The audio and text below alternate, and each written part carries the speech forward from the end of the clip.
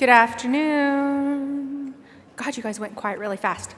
We're scheduled to start our next plenary in 5 minutes. You can come on up. Chief Dana Teaser-Tram is eager. Clint Williams is also eager. And then we've got two youth panelists, Rianne Peterson and Laura Dragon. If you're in the room, can you make your way up? And just while they're getting ready, the $360 was raised from the silent auction for Silitinook programming. So give yourselves a warm round of applause for that. The donation jar, just an aside, wink, wink, the donation jar is still open at the registration.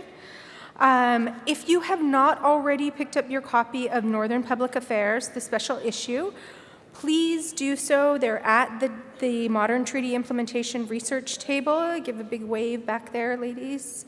It's got the pink moose on the front of the cover. There's enough for all delegates. Please take your issue. The other lost phone was found, but we now have another lost iPhone with a cute white dog as the screensaver. So if anybody's found it, can you turn it into the reception area? So do we have our two youth panelists, Rianne Peterson, Laura Dragon?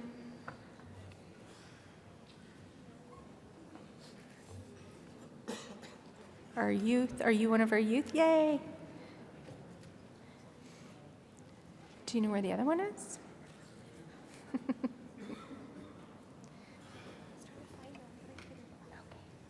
You get to speak for 20 minutes then. No, I'm just kidding.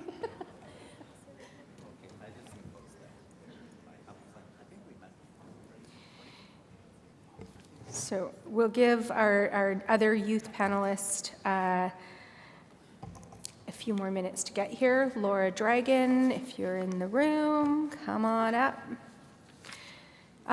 Just after this panel, we have Dr. Matthew Kuncombe, who will be speaking on the role of language and culture in the making of the treaty. And then our co-chairs, Brian Tate, Executive Chairperson of the Niska Sims Government, and James Ituluk, Vice President of Nunavut Tungavik, Inc., will be doing the closing. And then that would wrap our day. So we're waiting for Laura Dragon, if she's in the room.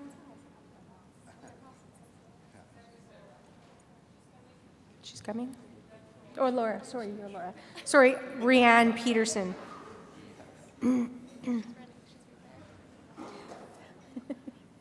No pressure. So while Rianne's making her way up here, this next panel is Where Next? Priorities and Opportunities. We have Chief Dana Teaser-Tram of the Vuntut Gwitchin First Nation, or Vuntut Gwitchin Government, Clint Williams of the Sliammon Nation in British Columbia, and we have two youth panelists who have participated in the treaty implementation simulation over the past weekend. So both Chief Dana Teaser-Tram and Clint Williams have about 20 minutes each, and then we'll give you youth 10 minutes each for your presentations, and Marielle's doing the timekeeping for you guys. So please give a warm welcome for our panelists.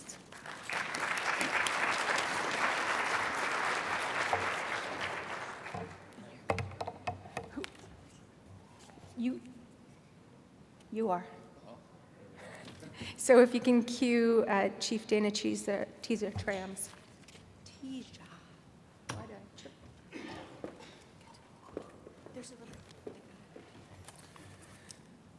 Masi Cho, I come to you today peeling back a lot of layers from even myself. I think that the place that I want to speak from is not one just beholden to but informed by my office, but moreover a very intimate journey as a young Indigenous man who has walked between two worlds and succeeded and failed in both of them, as the fingerprints of my lifestyle and the generations and the families before me inform my disposition in the implementation of our self-government agreement. So I just want to take a moment to recognize everyone here today, the long journey we've taken, and I have 20 minutes to blow your mind, so I'll try to do that. And I'd just like to get right into it. And what an exciting topic about what comes next. Well, let me tell you about where we came from. Our community is 80 miles north of the Arctic Circle in the Yukon Territory. Our self-government agreement came into effect in 1995, so we're about 27 years or so into our implementation. I am the newly elected chief of the Vuntagquitchin First Nation. I was raised in this. My parents both worked in the forging of the agreements in what was then the Council of Yukon Indians. So I was the little round kid on a skateboard rolling through the hallways, having no idea that these were hallways in history. So for my first year, I want to bring forward one important aspect that will inform my talk, and that is the traditional inertia. As I was elected, I consider myself, to a certain degree, I call myself a paper chief, because I did not have the privy to grow up on my traditional territories following my grandfather's footsteps, although that is what saved my life to help me set roots and run away from the cities. No offense. The traditional inertia that I came to realize is, although my platform was about creating certainty in an organizational frame of reference that can weather through storms, or organizational resiliency, if you will, I came to realize that our council was looked to by the community and by the nation as a traditional form of a litmus paper to the health of our community and our governance. That being said, if there was major breakdowns in the council office, there would be breakdowns in the community and in the nation. So when we looked at the way we organized ourselves prior to contact, wherever our people stopped, automatically the oldest female in the community, our elder, would govern the community, and then there would be other leaders or chiefs, if you will, around hunting parties, war parties, and anything else that needed major organization. So we were very fluid and adaptable, and the key point being adaptable. You don't have a 30,000-year presence in one of the most unforgiving climates in the world by being stoic. To stay still in nature is to die. So, under the myriad of issues that we face on international tables, such as the Arctic Council, where we have a seat through Gwich'in Council International, to national tables of implementation, my first day in office was actually at the LCAC at the last Prime Minister's Forum. So quite literally, the first thing I did while getting into the office is give the leader of Canada an earful. Now, there are reasons for this, but what's most important is to realize that what we take as our downfalls as an organization, actually we need to bank on as our opportunities. Now, the implementation of our self-government agreement has sucked lives into it. There are people in my community who have grown up, and their father, instead of being able to bring them out on the land through spring and fall hunting seasons, we have elders and people who have gone to meetings their entire lives.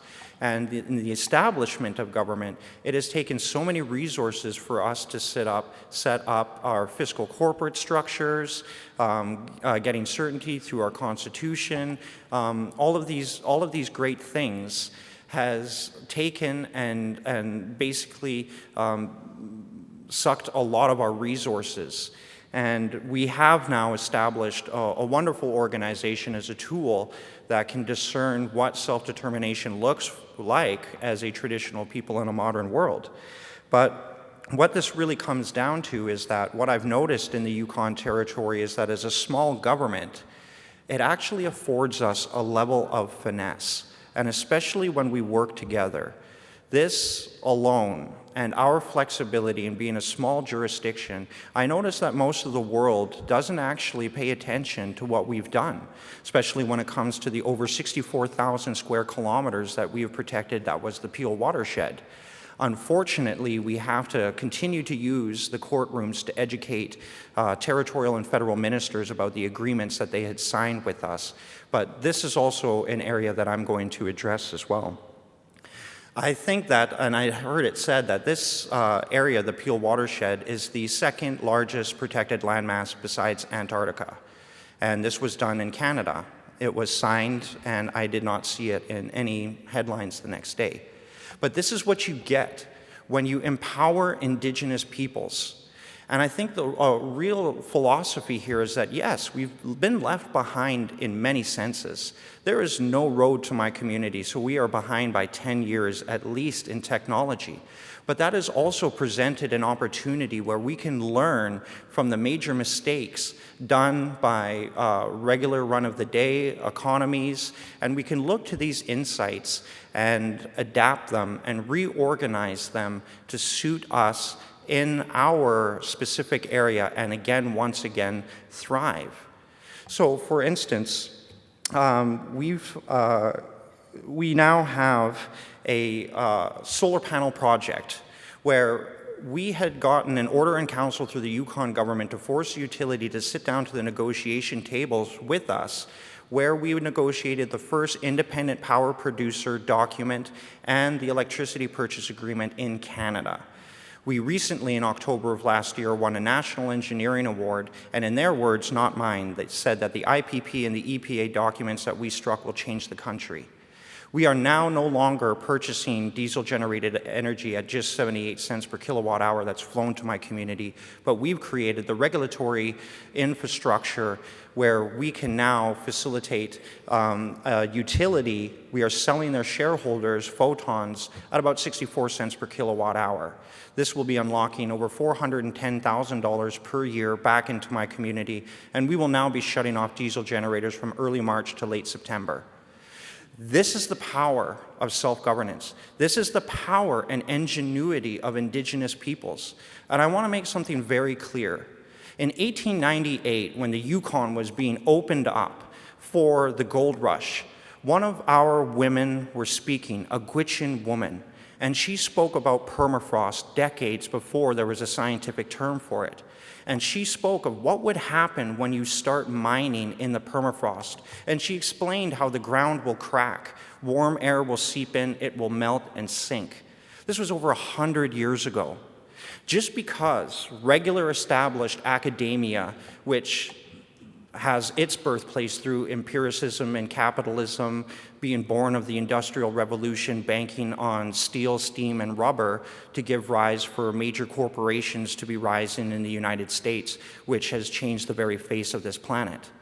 But what we're talking about and what this has done, and you can see through our modeling and unlocking these monies, we do a number of different things at once.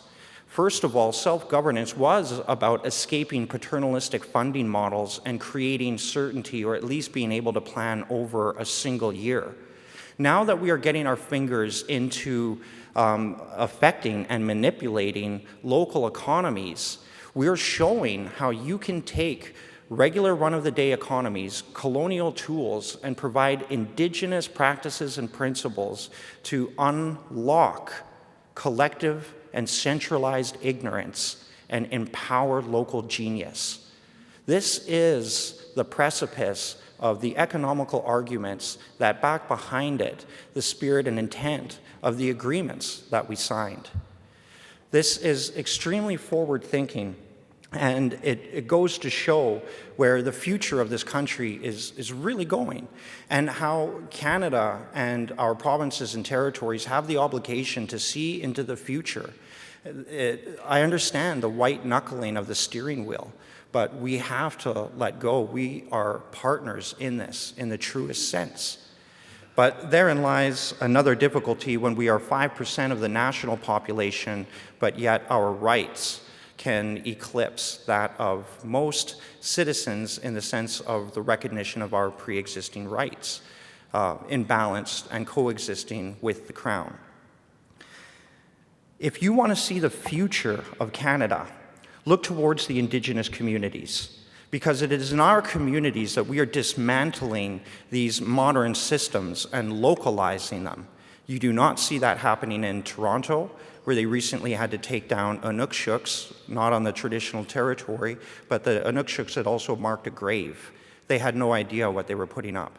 And you don't see this happening in Vancouver. Sure, the Olympics can come, and you'll put some art in the airport and put some of our place names on the street signs, but that's not reconciliation. Reconciliation at the heart of it is when Canada feels the same pain and goes through the same journey that I had to as a young man when one day I realized that I was holding a residential school plate in my hand. Then I realized my family was a part of this. I tell you that it was only quite recently that I adopted the philosophy that I will no longer reject Canada or work against it, but actually I'm going to get into the heart of Canada. I am going to get into Canada's DNA and change it from the inside and out. Because no matter what faces us, no matter how articulate we can be, on one general principle, I think that we can agree that all of our grandchildren deserve better than what we've inherited.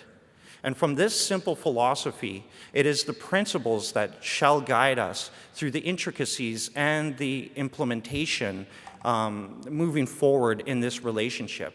But I want to stress again, Canada has an opportunity to bank on the ingenuity that is happening when localizing and giving dominion and authority to First Nations. We are the local experts. And just because you've established very heady institutions and best practices, it doesn't mean we can't sit down to the piano and play jazz. That's how change happens. So I think largely the next big step is in education. We can continue going down the path that we're at, but what is political suicide is trying to change the culture in a country. I have not heard of one nation on this planet address the Malthusian trap, which basically goes to about you have so many houses in a mansion, so many acreages, you have 3 kids, and it goes on from there. Eventually, you run out of resources, you have overpopulation. This is political suicide to bring something up like this, but this is a principle that we know of biologically being alive on this planet. Besides China's one-child policy, I've never heard a country leaning towards this. Whereas Indigenous peoples, we have 7-generational thinking. We have a completely different cultural-based system, and that's what should be banked on. Bank on diversity, reward cooperation, because it's not going to be one singular vision that we have ever arrived at in the experiment that is human civilization that has afforded us a stoic stance in an ever-changing environment. Now, when we look at UNDRIP, for instance, this is not some fuzzy checklist to just be done. There is an ethos behind this document that I see being struggled to be quantified by a system that cannot dream, a system that does not have a vision for the next century.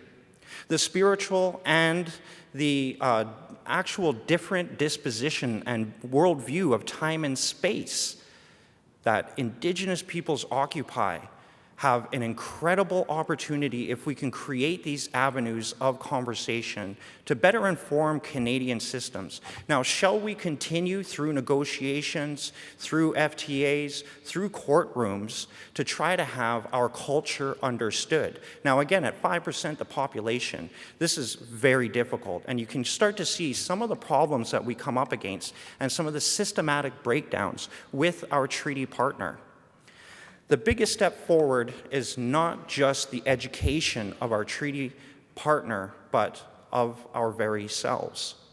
We cannot be afraid of change, but we shall only be afraid of this change if we walk into it without our teachings and our principles. This is where we have the ability to depart from our traditions and what we leave in its wake. God help our grandchildren, because it was our traditions and our principles that fostered these adaptations. So we're coming up against another huge plume of adaptation. But what I see coming forward with the responsitivity and the education of Canadians, I think that we'll finally create the limbic system that will bring two halves of the same brain into one mind.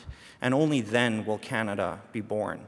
Anything other than that is just simple stick handling and putting off the responsibility onto the next generation.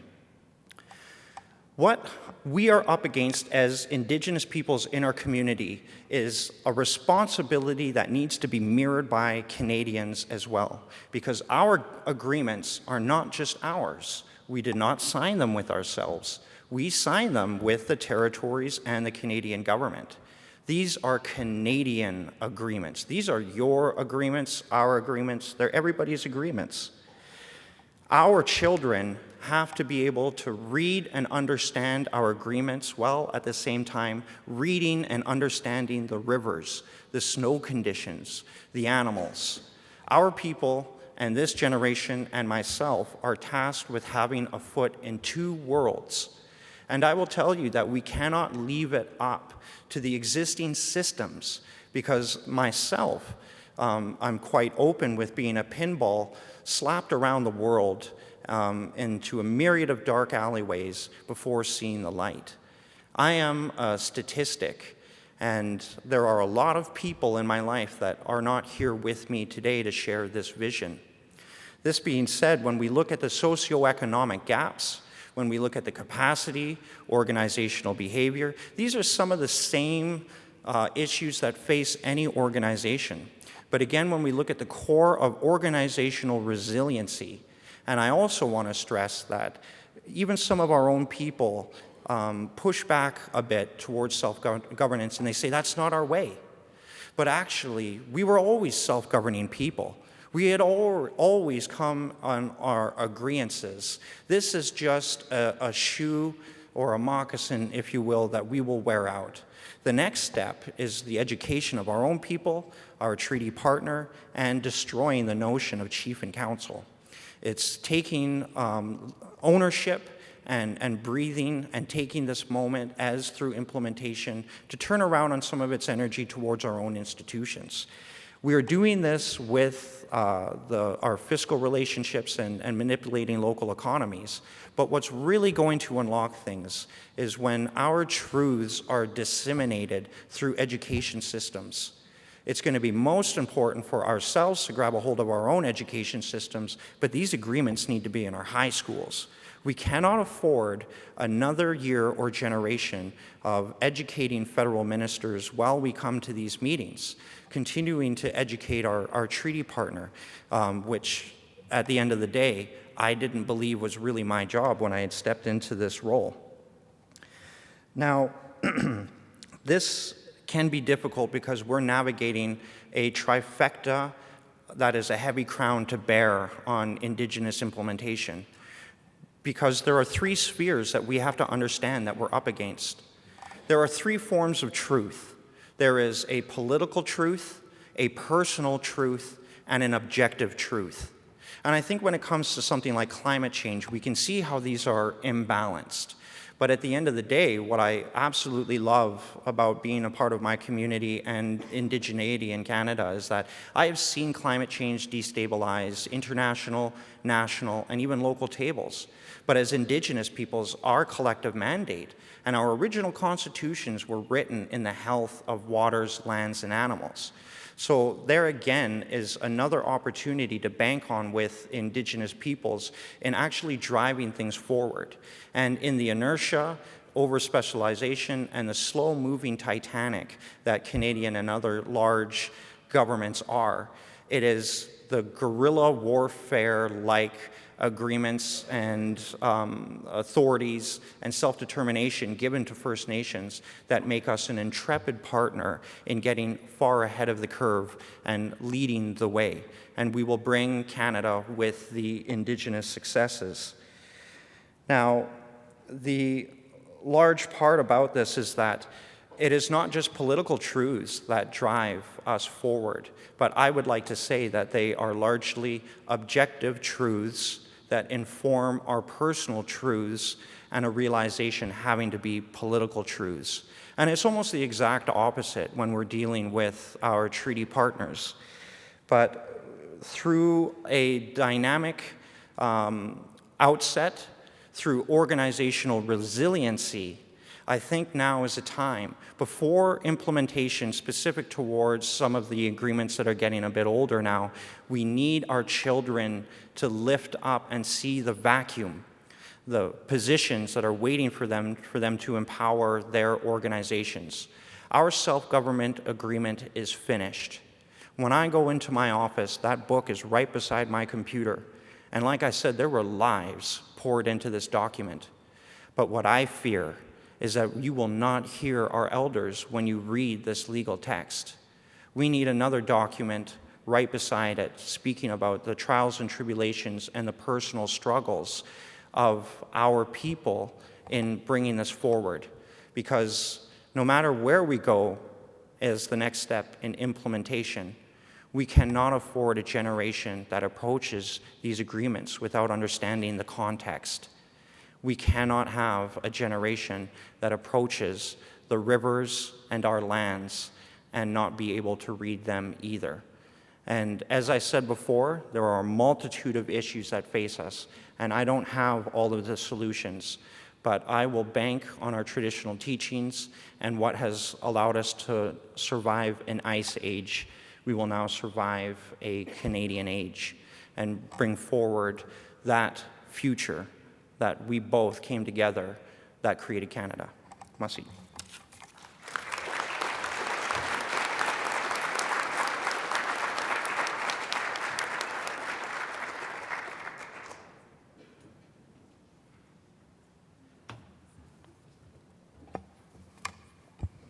I don't know if I'm going to be able to function. My mind is blowing. Great presentation. Thank you, Dana. That's wonderful. My name is Clint Williams. I'm the Hegus of the Tla'amin Nation. Hegus is a term in our language that stands for leader. And when we were developing our laws,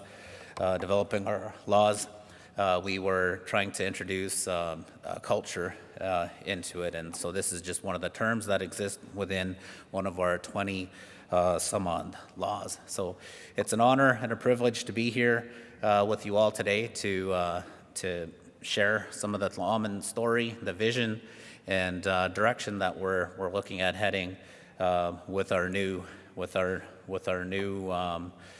mandate of having a treaty. So the Tla'amin Nation, April 5th, 2016 was the effective date of our treaty. It took some 22, 23 years to arrive at the final agreement stage, and many doubts, challenges, everything that comes with dealing with human beings in our community. Some people love some things, and some people really don't like things, and we definitely we came out a little stronger and a little more thick-skinned, but I'll get into that in the slideshow. But what I want to do is I want to share a video clip with you. I'm not here to promote the initiative that is mentioned in the video. It's a wellness center that is looking at natural healing type of thing, but more just want you to listen to the speakers that are in this video, and just the sentiments that they're sharing throughout the video, and then I will run you through a few slides of the Tla'amin experience.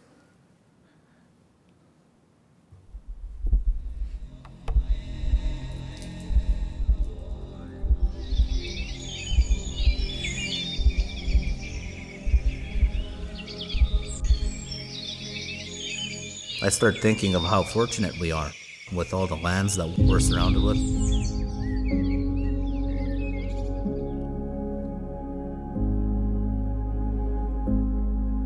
Our people have always lived here in our traditional homelands. It's one of the most beautiful, pristine places in all of the West Coast. We're really so grateful to have the land that our ancestors left for us here. We were formerly the Slam and Indian Band, and now we're the Tla'amin Nation. We're Coast Salish people, very proud to live on the coast. Love the beauty that we're surrounded with and the resources that the oceans and the lakes that surround us provide us with. Our ta'o, in our language, it's our law, our teachings. They came to us from our mothers, our grandparents, and their grandparents in front of them, and it's how we view the world going forward.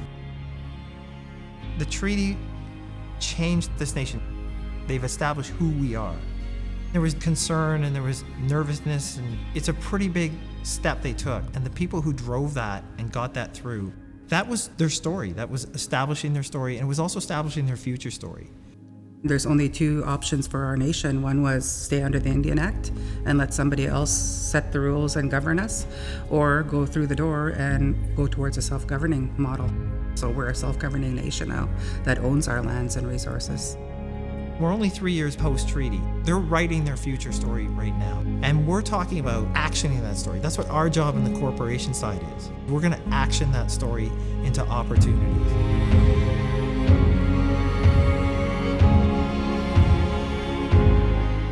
I walked into an organization that has one of the most well-organized forestry operations of any First Nation and even corporate setup in Canada.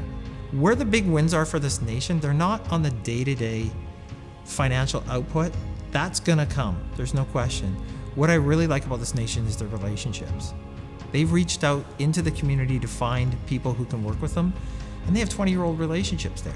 But the relationship that the leadership of this nation has established with that city is indicative of how far they're gonna go in all their economic development. Because economic development, what's it about? Relationships. It's about people trusting you and understanding you and want to work with you.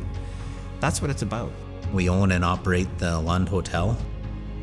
We were in a partnership with a local businessman for about 15 or so years, and we've just bought him out probably about 2 years ago.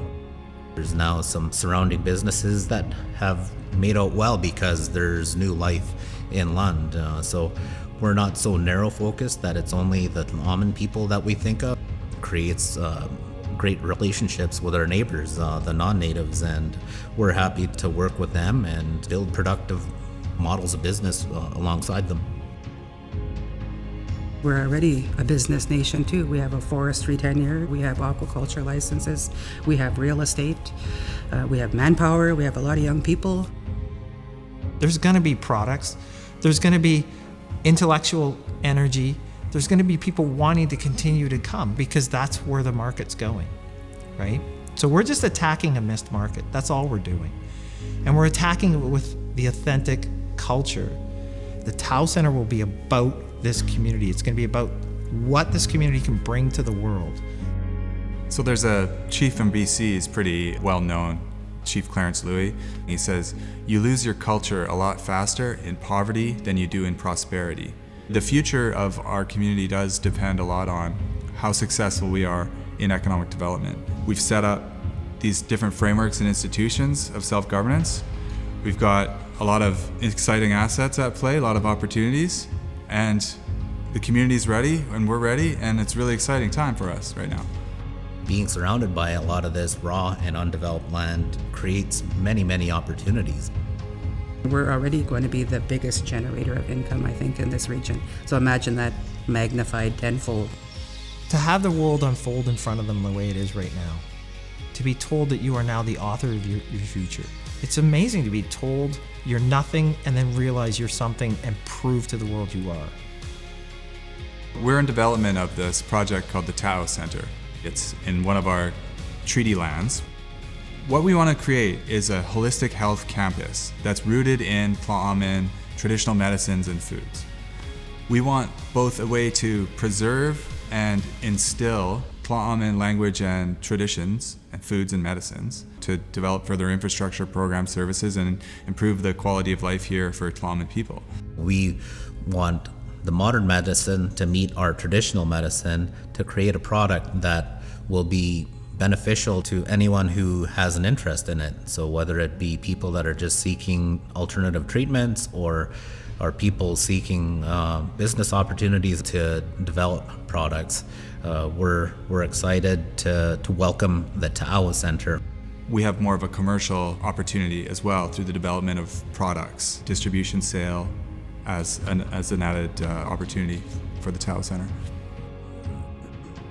As a nation, it means now we're in a powerful position. We're the biggest landowners in the region. So we're going to have people coming to us now wanting to do business with Slam. And I see us, thriving, having housing for people, having jobs for our kids, having more than enough jobs for our people, having industry, and, making use of all these valuable resources that we fought so hard for. And I see that coming. I can see down the road this nation, this organization, being the most important organization in this regional economy. It's going to be Tliamin that keeps Powell River afloat in the future.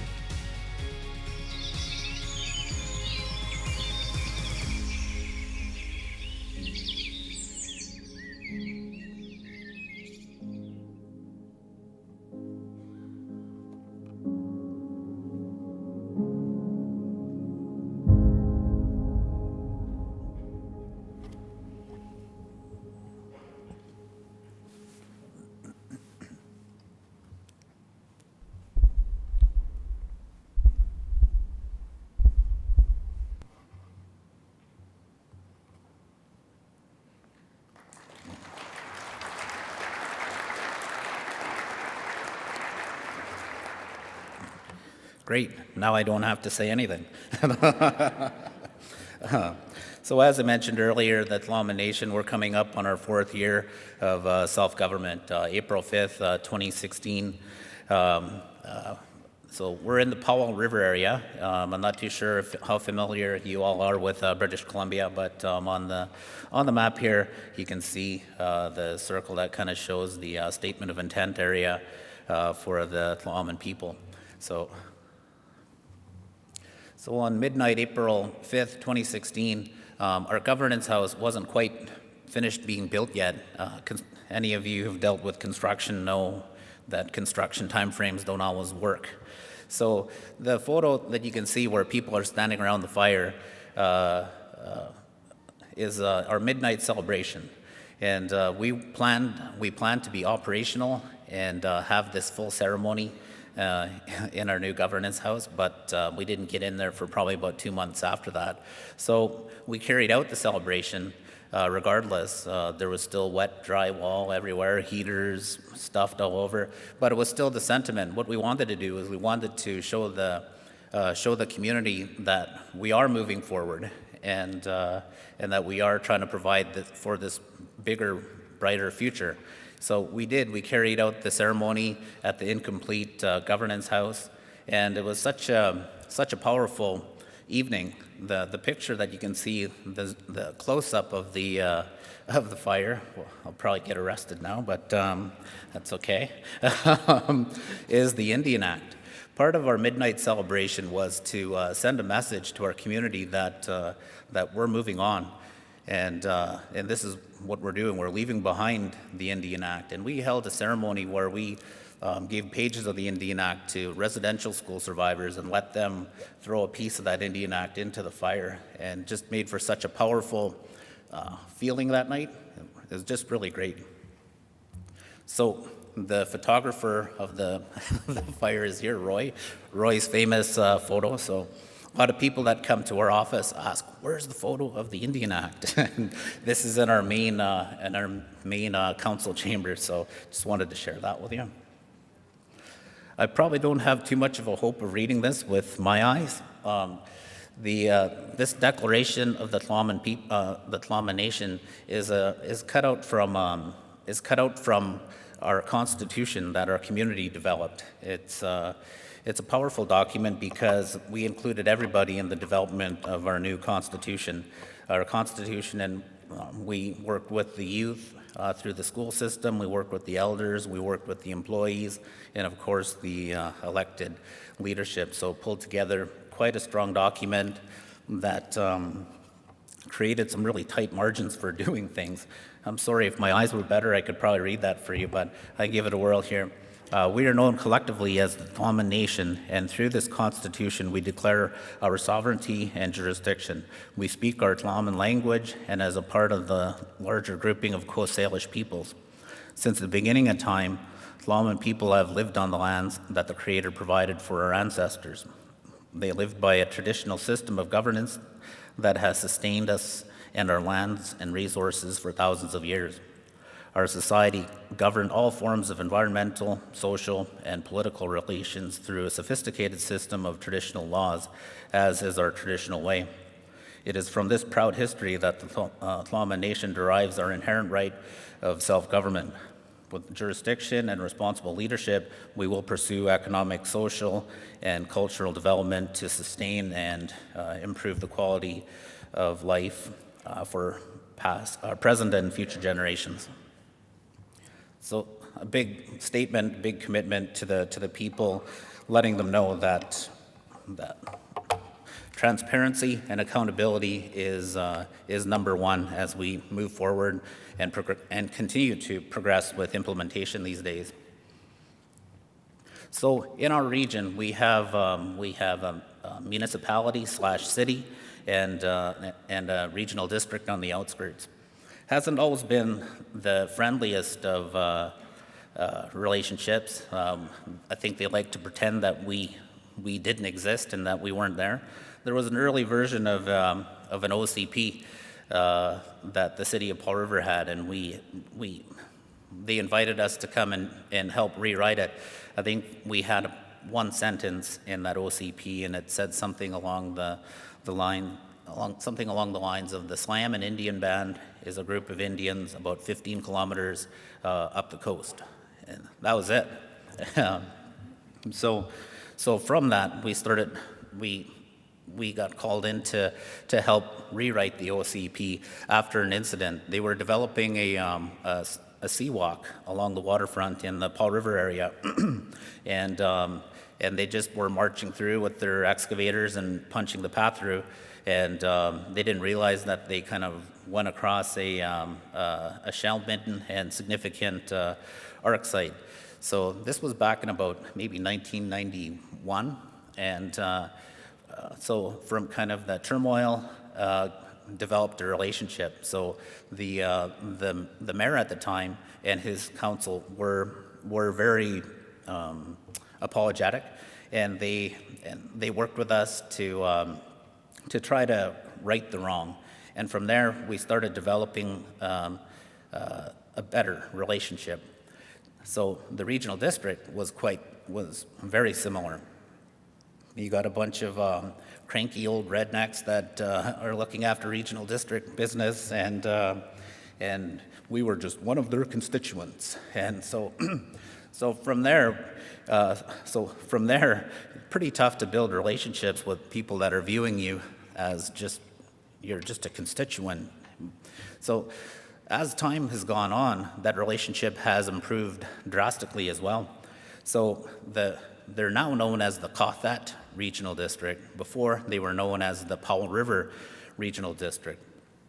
So about 2 years ago, the chair of the Regional District Board came and approached us and asked us if we could consult with the elders to see if we had a name that we could share with them, because they wanted to rename the regional district. So our elders thought about it, and they had a number of different names, but they wanted to land on something short so that people could pronounce it. So Cothat in our language means working together. So very surprising that we were approached to do that, and so that relationship got off onto a much better footing, and still maintains that path today. So the communication lines are always open between us now. Each conversation is not friendly all the time, but that's the way the world works, is with new development, some people are going to be for it, some people are going to be against it, and we just want to make sure that things are being done in a proper way that respects our lands, our ancestors, and is just not harmful to the environment. So moving on from effective date, this is our governance structure. So you can see we're structured with legislative assembly, with an executive council, and then committees that fall underneath that. So you can see the line that divides the screen. You can see the corporate side. So we're separated into an LP, GP structure, and I think I've heard this a couple of times at a couple of different presentations here, so I won't spend too much time on this. So what we've done a little bit different is with our executive council, we've broken the executive council into 4 house posts in the vision of a longhouse. So house post number 1 is lands and resources, 2 would be finance, 3 is community services, and 4 is public works. So this diagram started out as a description. The description of the law firm that did this said, "This is a lovely flower," and this is your LP and GP model. Back home, we have this plant. In our language, we call it susu. It's stinging nettles, and so we've said your lovely flower is turning into a susu. So this structure is there to help with taxes and indemnifying the nation and all that good stuff. I won't get into that because I think you've heard it a few times. So some of the things that have been improved as we've been moving on, our fiscal relationship has been improved significantly because of great work from groups that have been formed with the LCAC and just some progressive thinking and great work. Still don't have access to pooled borrowing, but it's in the works. And major capital projects such as a new sewage system for us is in the works. That's quite a significant piece for us, project in the neighborhood of probably $20 million. Gap closing fund is a new one that has been great for us. We've identified some major projects that will help us improve things around our communities. So housing and contributing to our language program and some food security type pieces. The bottom identifies Kumis Amstala.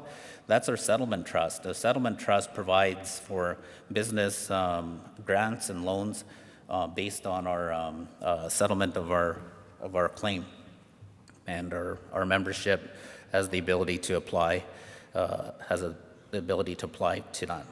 So this is the midnight ceremony where we signed all the laws into effect. So our governance involves lawmaking, land jurisdictions, we currently face enforcement challenges. We're trying to develop a co-relationship with lands and natural resources where we could have we're proposing to have a FTE within their organization so that our people aren't put in harm's way, because right now our guys are out there, we've given them a form of uniform, but they don't have any real enforcement issues. So that's something that we need to work on with the province and the federal government. So we're probably the newest members to the Land Claims Coalition, and we're very proud to be a part of the Alliance of British Columbia Modern Treaty Nations. What our group is a complement to to the Land Claims Coalition. So modern treaties should be viewed as living documents. Times are changing, relationships are developing, business, local governments, general public, spirit of reconciliation, neighboring nations. This is a really cool picture because the non-native people in the Paul River area, when reconciliation was the big buzz, they asked, what can we do for your community? And we really didn't know what to ask of them. So the canoe that they're carrying, they fundraised and got this big red cedar log, and we hired some individuals to build a canoe, and this is a form of reconciliation from the Paul River people that they kind of did this canoe with us. Not good. I'll skip that. I think you guys are probably undripped out. So just wanted to show these totems represent the past, present, and future in the back. There was a fear that our people thought we were going to lose our identity as we were heading into the treaty system, and we wanted to make sure that, to reassure them that we pay respect to the past and we commit to creating a better life for our people by improving upon existing program services and creating new opportunities, and we'll provide for a much brighter future for our people. So that's the last slide here. Would we go back to the Indian Act? The Indian Act has never made us who we are. It only provided limitations on what we could and could not do.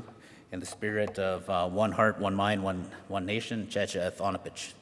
Thank you.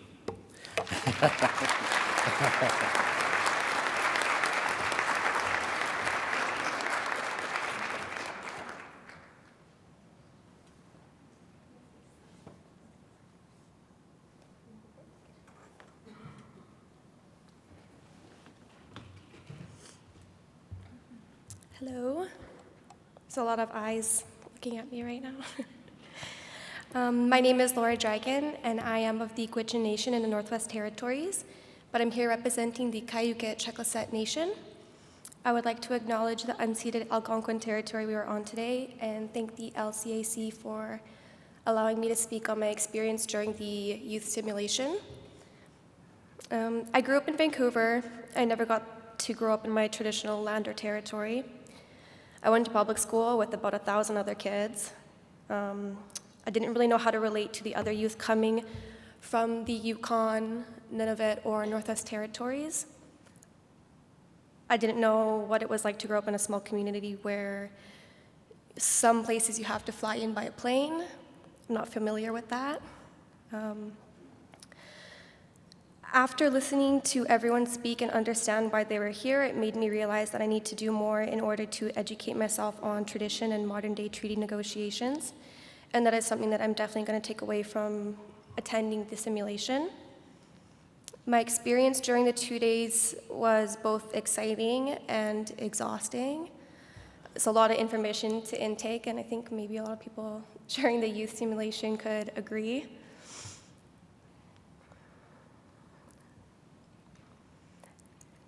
It's also exhausting because trying to read a mandate letter and come up with points to negotiate and propose is very time-consuming, and when you only have an hour to do so, it's not ideal or realistic, but that's the point of the simulation, and I think I had fun doing it. During the simulation, I kept more to myself, only inputting certain ideas and comments, but I mostly listened. I took in a lot of that information. I was unfamiliar with the process and the details that go into creating a negotiation, but with the simulation, it helped me to understand the basics of it. The basics being that no one wanted to be a part of the federal government side. I'm just kidding. Most people. The youth that presented as the federal government had an image of them, and it was basically no. I think we all had a good, fun time saying no in the negotiation process. Even though it was a game, the simulation, I found it very interesting that we had that image, and I think it stems from the fact that not a lot of us have a good understanding of the different sides and points of views that go into negotiating anything. That's something that I learned yesterday during one of the panels and today. In order to get what you want, all parties included, federal, provincial, Indigenous governments, you have to really be in relationship and understand where everyone else is coming from. Everyone has jobs to do in the room, and I think that it would be easier to get to where you're going when you have an open mind of why they are there as well.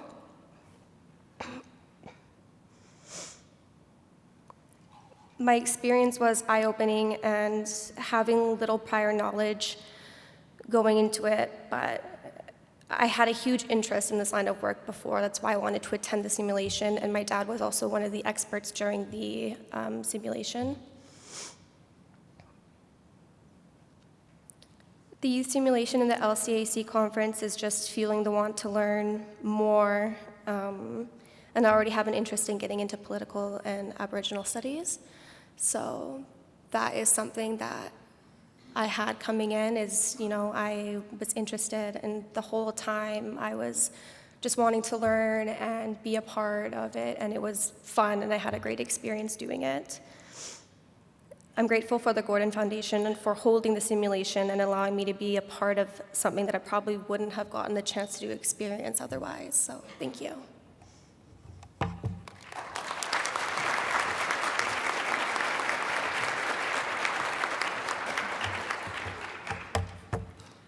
Drin Gwinzi, everyone. Bear with me if I sound a little nervous or if I stutter. I'm just going to stare at the screen here and not look at you guys, okay?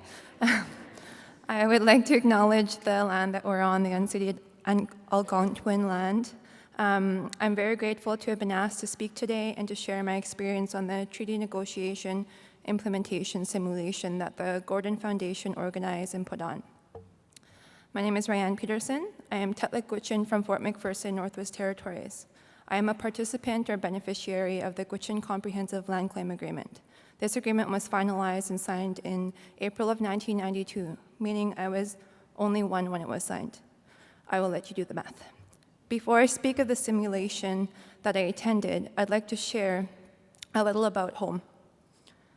I'm sure most of you know the feeling that home gives you. Just thinking about it, I'm sure it fills your heart with warmth.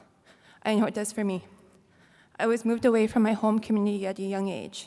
That means I didn't get to learn my language. I didn't get to attend Gwich'in classes like others my age. Like in the session that I just attended, Mattia, you talked about your grandparents speaking to you in your language. I didn't experience that. I never learned my language. I wasn't immersed in my culture because I was moved away. I remember moving to Yellowknife, the big city, and I essentially grew up there from 5 to now. And whenever I go back to Fort McPherson, it's always so special to me. To this day, when I'm driving from Inuvik to Fort McPherson, so you have to do that, you can't fly in, my heart just explodes with gratitude and happiness. And it's always such an emotional experience to feel like I'm home again. I know that it is on me to seek what my spirit needs, and I know it's to feel connected to my people again, to learn about where I came from and who I am. I know that it's on me to learn my language, and I hope to do that. I've been on a spiritual journey these last 3 years, finding myself and finding God, and I feel like it's the perfect time for me to get reconnected with my culture, because I know our culture is the true essence of who we are. So I want to say thank you to the Gordon Foundation for lighting this fire under me and giving me the inspiration I needed. So on Sunday and Monday, with 40 or so youth from BC, Yukon, Northwest Territories, Nunavik, and Nunavut, and other places I'm sure, we all took part in a simulation of negotiations and implementation. The first day was challenging. It was hard to get going, but on the second day we were more comfortable and it rolled out more smoothly. I was personally inspired by so many of the youth, and I was so grateful to have the experts there to support us. I loved seeing everyone take on their roles, even if they didn't want the roles. You know which ones I'm talking about. We were understanding the politics and understanding the roles, understanding the players in the game. We all grew over the weekend. We all gained confidence in our roles. We had to negotiate and implement a treaty within 2 days. We all know that's not realistic, and it takes years and years and lots of patience and lots of back and forth. It was interesting to see that, even though we knew it was a simulation, essentially, like Frank said, just a game, we got emotional in our roles, and I could tell the experts were having fun. It was a unique experience. We gained alliances across Canada, and we now understand the different frameworks of government. And I think we all know now why people dedicate their whole life to this.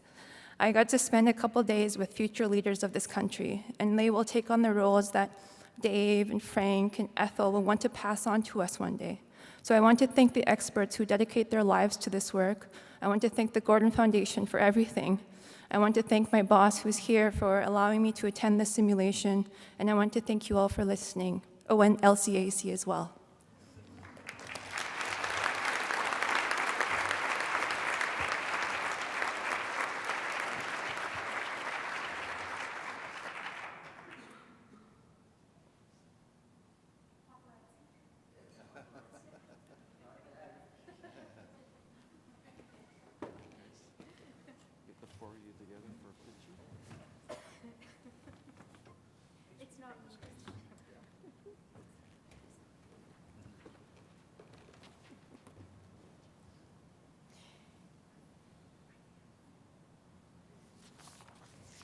Yeah.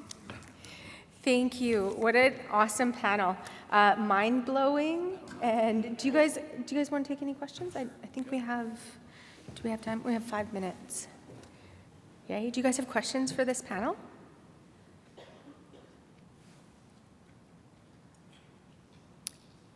The youth experience was amazing. It sounds, one of my cousins was in there, so she was challenged. Apparently she's a fierce negotiator. Gets a little mean. No questions for these guys? Any questions? Join me in thanking them. It's amazing. Thank you.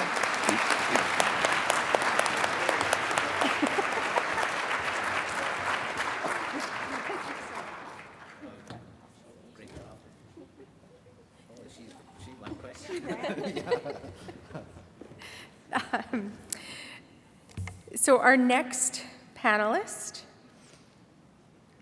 is Dr. Matthew Kuncombe. Where is he? Oh, hi. Come on. My friend. Dr. Matthew Kuncombe is going to be speaking on the role of language and culture in making the treaty relationship work. He's the former Grand Chief of the Grand Council of the Crees, Isji, I believe, and former National Chief of the Assembly of First Nations. Please join me in welcoming Dr. Matthew Kuncombe.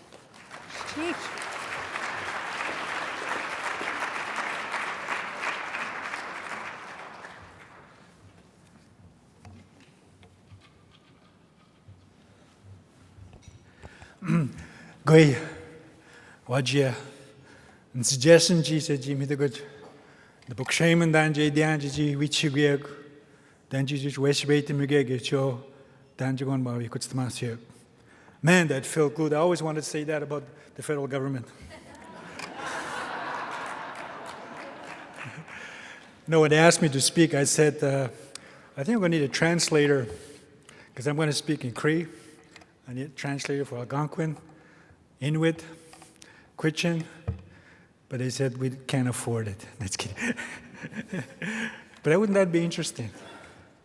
Anyways, it feels good to be here again. Grand Council is one of the founders of the Land Claims Agreement Coalition, and we're very proud of that. And you've heard various presentations in regards to how it all started. But I'm here to talk about the making modern treaties work, building today for a better tomorrow, but specifically on language and culture, the foundation for the future. So my topic today is the role of language and culture in making the treaty relationship work. This is an issue of vital importance. Our cultures, languages, and traditions make us who we are as individuals and as peoples. Culture, language, and traditions are precious gifts that we inherit from our ancestors, that we pass on to our children and grandchildren.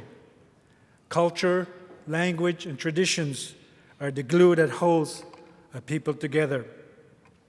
Creating and sustaining the conditions that permit indigenous cultures, languages, and traditions to survive and thrive is at the very heart of the purpose of modern treaties. This is what it's all about.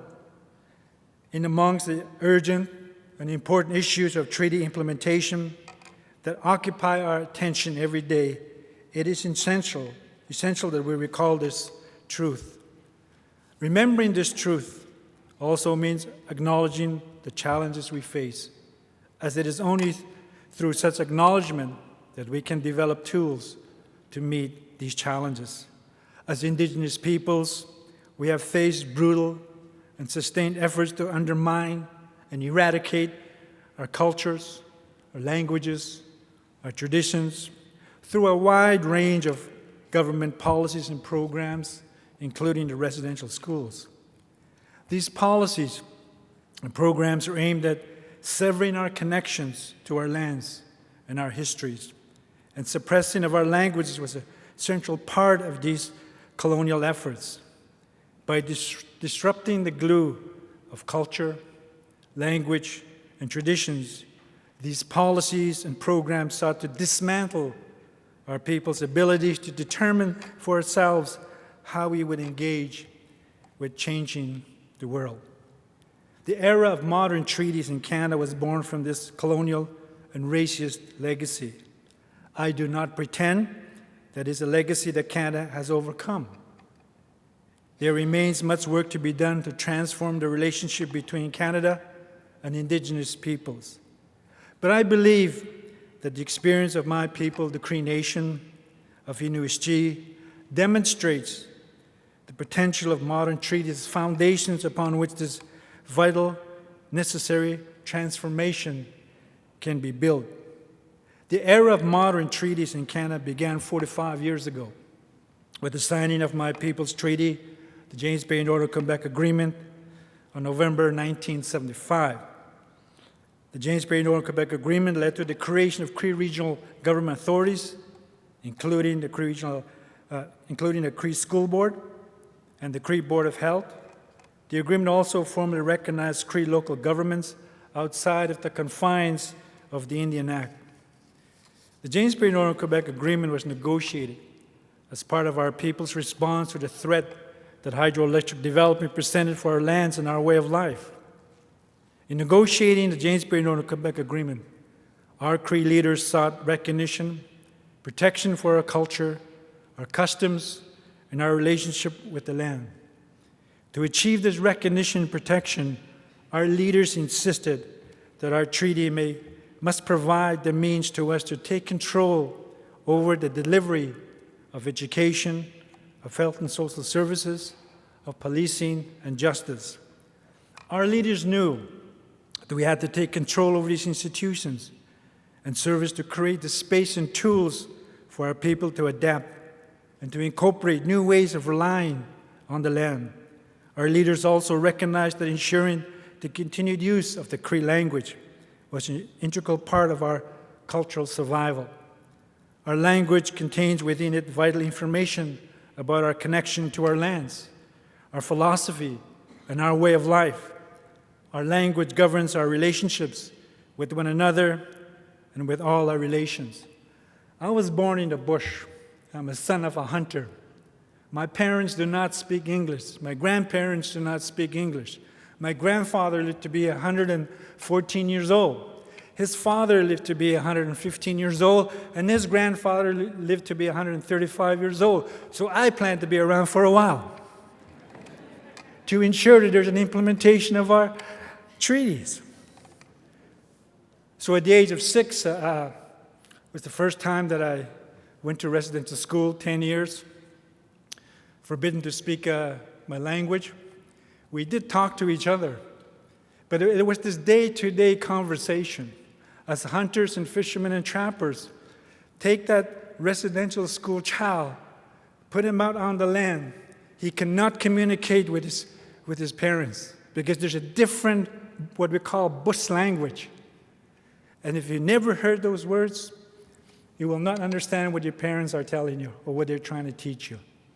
And that's the loss of a language. Education was a central part of the vision of the Cree leaders who negotiated the James Bay and Northern Quebec Agreement. Section 16 of that agreement established the Cree School Board to serve the Cree people living in Inuit and to empower them to take control of their own educational system, as well as to protect their language, culture, and traditional pursuits. Our leaders knew that a Cree education system would encourage us to respect our traditions while enabling us to participate in and use of the tools of the non-Indigenous world around us. Indeed, these Cree leaders who negotiated James Bay and Northern Quebec Agreement were themselves graduates of residential schools who used that education to resist the hydroelectric projects that were to be imposed on Inuit at that time. I'm not swearing when I say Inuit, even though I'm from Quebec, you know. These leaders insisted that the James Bay Northern Quebec Agreement include provision for Cree control of Cree education as the cornerstone of that agreement. After enduring the government's genocidal attempt to eradicate the Cree language and way of life through the residential school system, the establishment of the Cree School Board enabled the Cree Nation to take control of our education and to ensure that the schooling received by our children prioritizes the protection of our language and our culture. This step meant that we could be, for the first time, develop and decide upon the curriculum, the textbooks, the teachers, and the language of instruction. It also meant that we could adopt a school calendar appropriate to our cultural context and develop a curriculum that appropriately prioritizes Cree language and Cree values. The Cree School Board is directed by commissioners elected for each Cree community. The board has full jurisdiction responsible for education within the Cree communities. All persons affiliated with the Cree School Board must carry out their duties and responsibilities according to the collective education philosophy of the Cree Nation. And the Cree School Board's existence and independence are entrenched treaty rights. So, if the